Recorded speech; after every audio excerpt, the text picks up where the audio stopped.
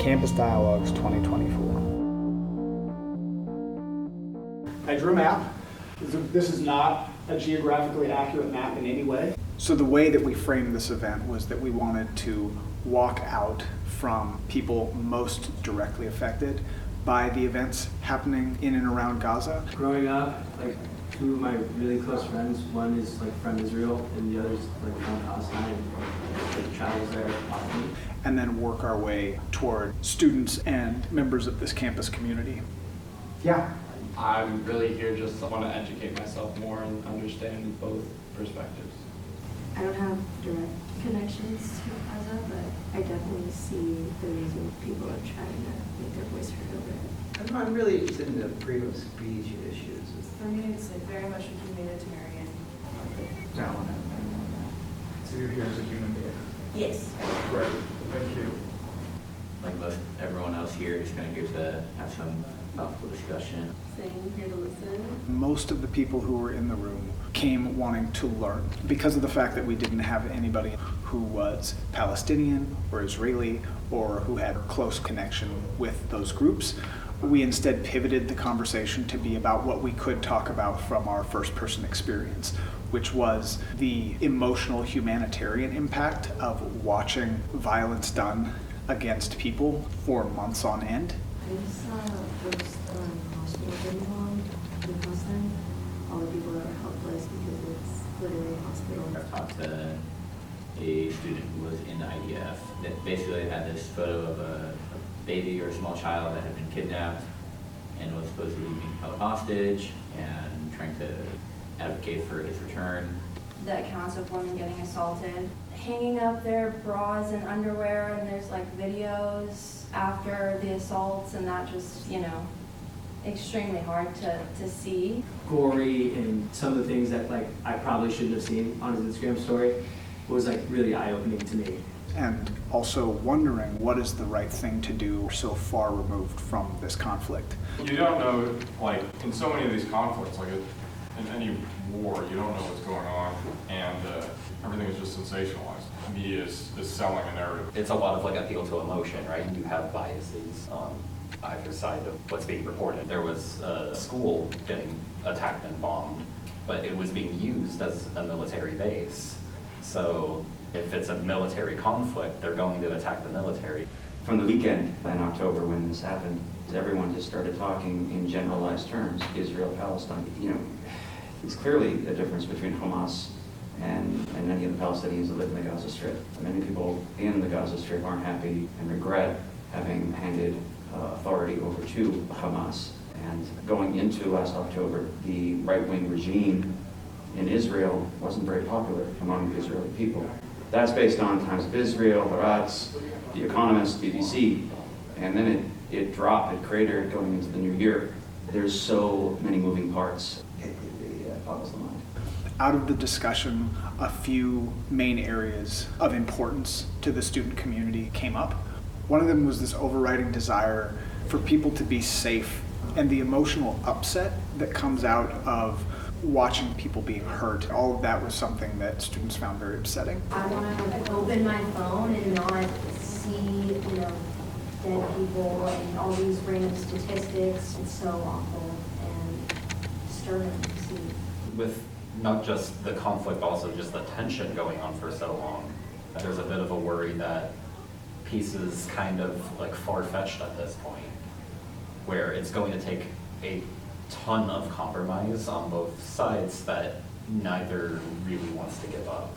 So if I could reframe that hope, right, and put it next to hers, there's that immediate feeling that we just want people to be safe, but on top of that, we want people to feel a sense of stability and trust in their governments. The other thing that was coming out is what is within our locus of power as students at a university, civilians of the US, to make a difference.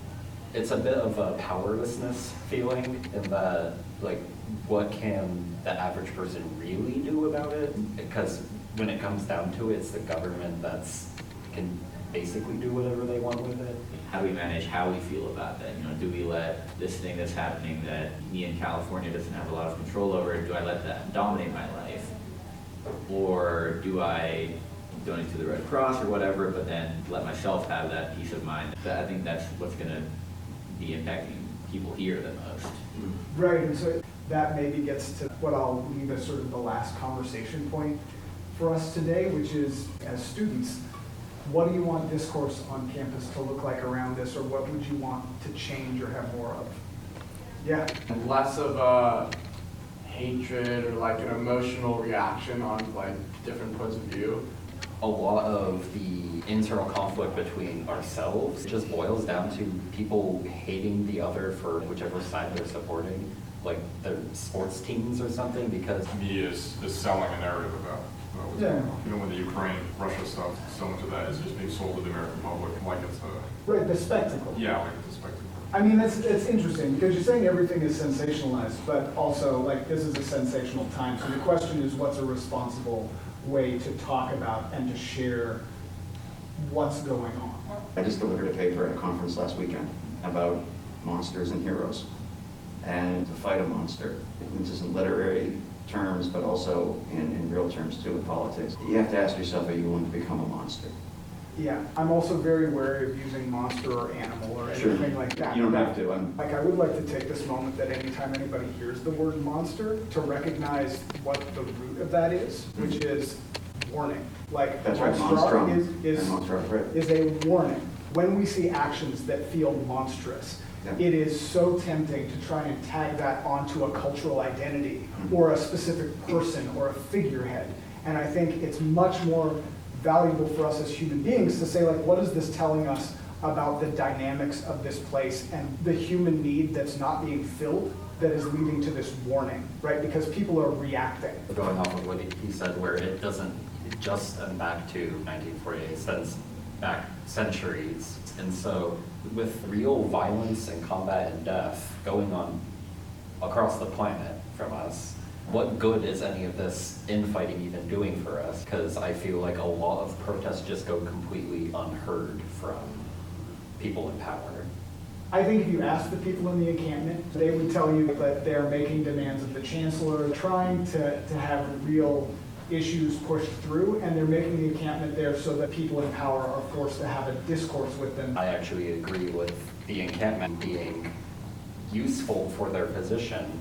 I kind of don't believe in posting on social media and stuff like that, because you can spread the awareness, sure, but it doesn't do anything productive. Devil's advocate, because I think there's that impulse that, like, you see something that happens, you feel like, I need to say something. Because if we just put a 50-year moratorium on what's happening right now and nobody talks about it, there are no protesters. But then the media is kind of just controlling social movements, aren't they? In a way. That gets to the point that we're talking about, which is, what do we want discourse on campus to look like? Like, do we look into it? Do we ask the history professors and the political science professors on campus who've learned about this and say, hey, things are going on and I don't know what to believe in the media. Can we arrange a meeting so that we can learn about this history? We can't just point at the media and say, you be better. We also have to say, like, what are we doing with what we have? What are our resources? That's why I actually kind of empathize with the protesters over there, though I may not agree with them. But they're actually doing what they can to make a difference, right? Yeah.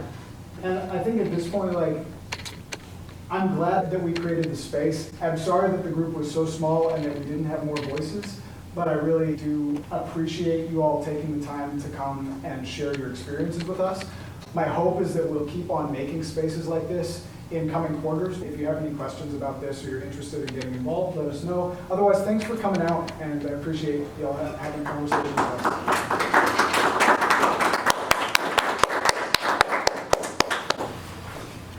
So the values that I heard being echoed today, I want to understand.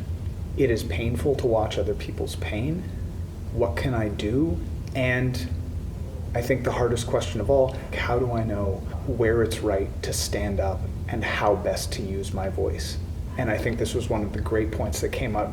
No one's wearing jerseys. This is not a sports, this team versus that team, right? The students who came today were students who care about their fellow human beings. And I think that more than anything was the thing that got people into the room. At the end of the day, it makes me proud of the UCSB community that I'm part of, and I hope we can keep doing campus dialogues like this in the future. We just want to moderate discussions and make sure that there's a space on campus where people who want to talk can come and share and learn from each other. Campus Dialogues 2024.